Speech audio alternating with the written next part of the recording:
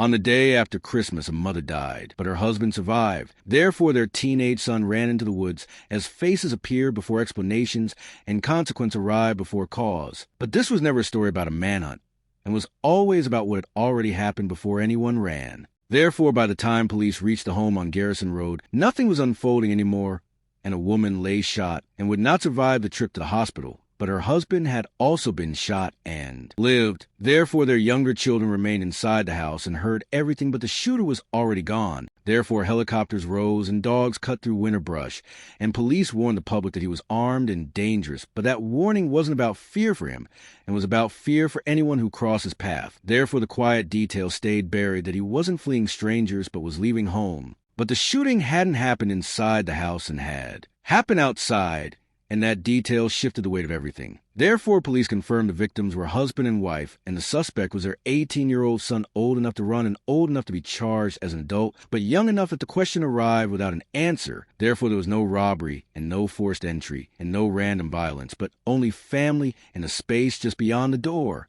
Therefore, investigators described the scene as controlled with no sign of struggle, but nothing inside looked disturbed, and that calm image didn't match the noise that already escaped it. Therefore, one day later, the run ended quietly in West Virginia, without gunfire or resistance or confrontation, but only handcuffs and silence. Therefore, he was charged with homicide and attempted homicide, and two parents carried two outcomes, but one act defined intent. Therefore, the part that doesn't settle is that the younger siblings never saw the shooting, but they heard it, and hearing meant they knew it didn't come back inside.